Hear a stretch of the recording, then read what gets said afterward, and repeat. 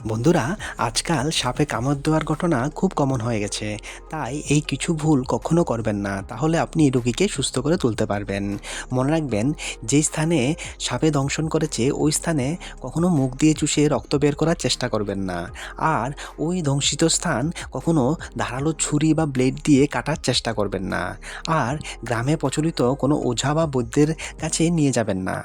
আর কি করবেন, মনে রাখবেন, রোগীকে শান্ত রাখবেন আর ওকে ব্যাখ্যা করবেন যাতে ও শান্ত থাকে, তাহলে ওর প্রাণ বাঁচানো যাবে।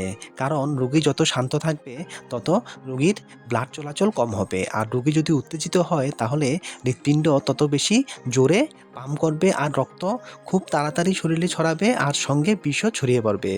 তাই রোগীকে শান্ত রাখবেন। আর মনে রাখবেন, ধ্বংসিত স্থানের উপরে একটি ফিতা বা দড়ি দিয়ে শক্ত করে বেঁধে ফেলুন।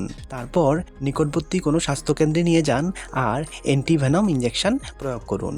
আরেকটি ইম্পর্ট্যান্ট কথা বন্ধুরা, যদি সম্ভব হয় আপনাকে কী ধরনের সাপে দংশন করেছে সেটা একটু জেনে রাখুন বা দেখে নিন সাপটি কেমন, কোবরা প্রজাতির নাকি অন্য কোনো প্রজাতির।